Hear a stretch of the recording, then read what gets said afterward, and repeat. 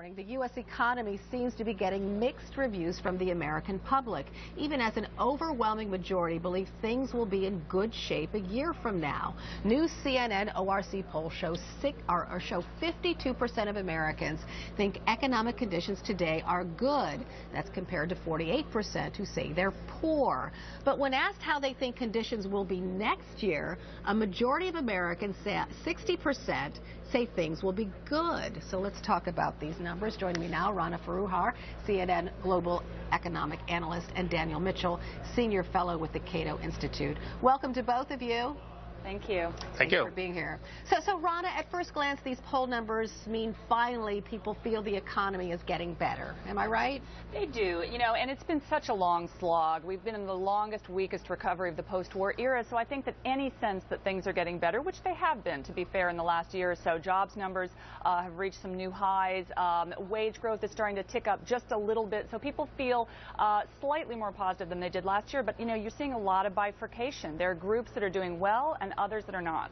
And when you look at the numbers, it's true, although how people perceive the wage gap is completely different depending on party affiliation.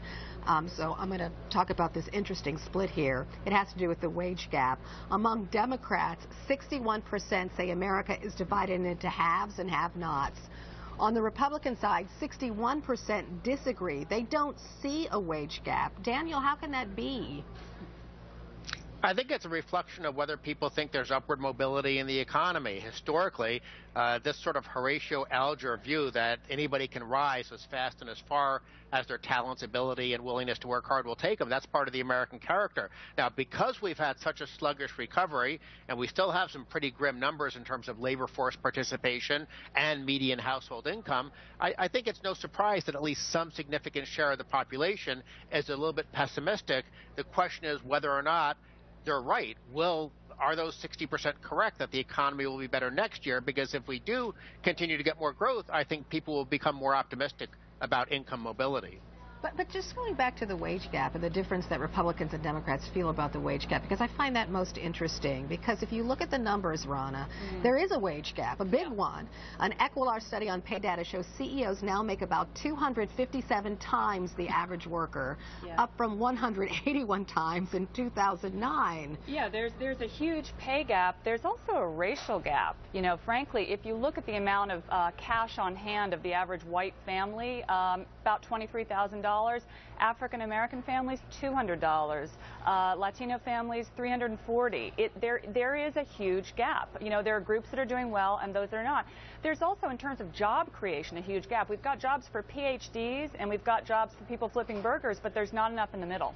Not enough in the middle. So again, Daniel, I'll ask you, don't Republicans feel that? What's going on here?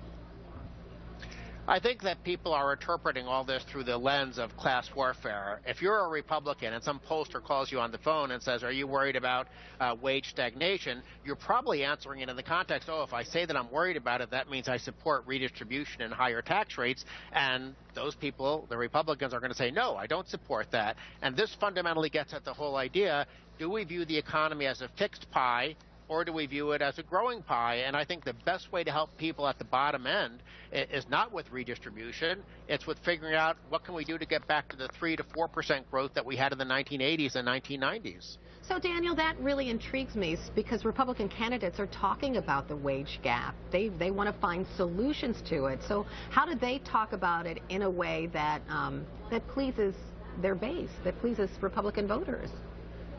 Well, I think it's simply a message of economic growth. And that's a traditional Republican message. Whether or not they actually follow through on it when they get in office is a separate question. But I think for candidates such as Marco Rubio, Rand Paul, Scott Walker, who are trying to give this more of a populist economic growth free market message, they're saying that instead of the class warfare redistribution model, which simply divides up a shrinking pie, let's figure out if we want everyone to have a bigger slice of the cake, let's bake a bigger cake.